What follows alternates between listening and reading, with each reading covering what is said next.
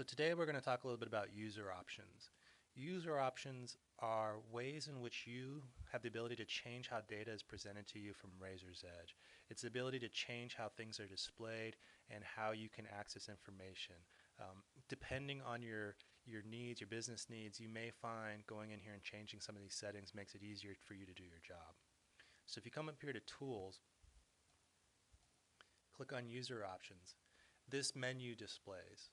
Now there are a lot of tabs on this menu for things that you have access to change, and I'm not going to go through each one, but there's a few that I want to just highlight for you.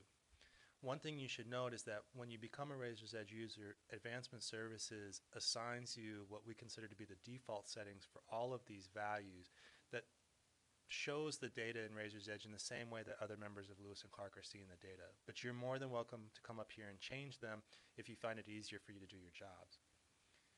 If you go to the General tab, the first thing you can change is you can change what page opens up when you log into Razor's Edge. Now for most people, the home page is going to be the easiest for them because there's a lot of stuff on their favorites or on their dashboards on the home page that are important for them to see right away.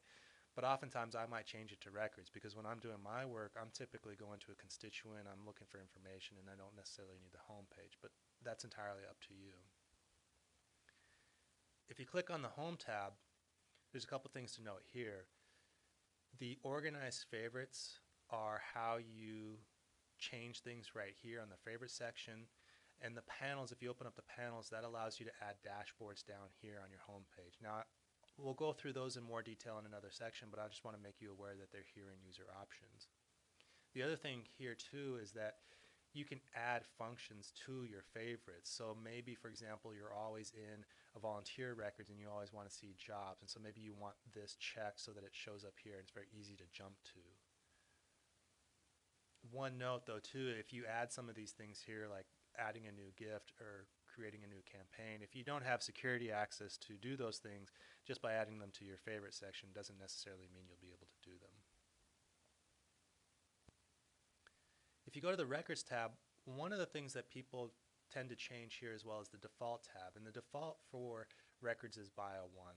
What that means is when you open up a constituent, it opens up to the Bio1 tab. So the first thing you see is the Bio1 tab. And people tend to like that because it just kind of presents the names, constituent information, the preferred address, contact information, that type of thing. But maybe for your job it's easier to see, say, the prospect tab, and you really want that to be opened up, that you want that to be your primary window. You can come in here and go to records and change it. One of the things I often do with records is if I'm changing, for example, constituent notes, let's say I've got to go through 50 records and change constituent notes, I'll come up here and change this to something else so I don't have to go to the Bio1 tab and then go to notes. So if we change it to prospect, hit OK, now when we open up the constituent, it's going to jump straight to the prospect window instead of the Bio1 tab. So this is just if it makes it easier to do your job, if you find that a little bit easier for how you're doing stuff.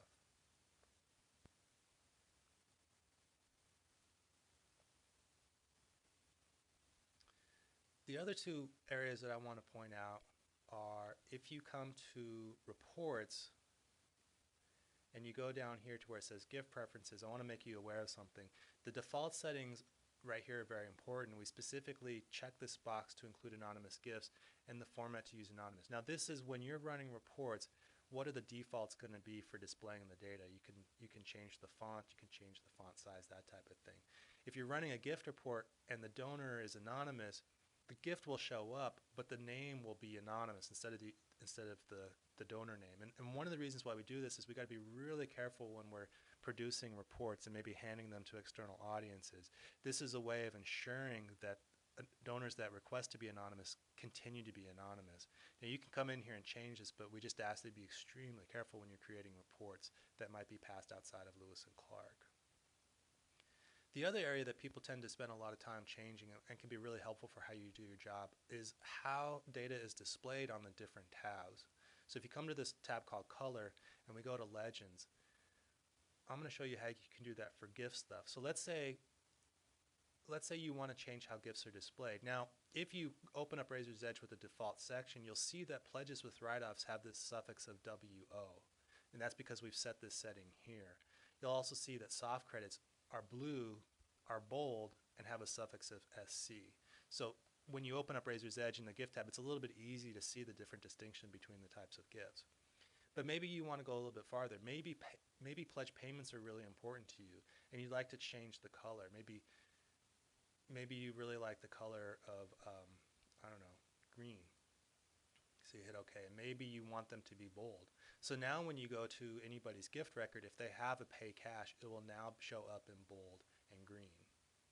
You could do that with other gift types. You can also do that with different relationship information. This is where we show that constituents are bold and that a spouse is bold and blue. You can do that with other records as well. And that's how we change user options.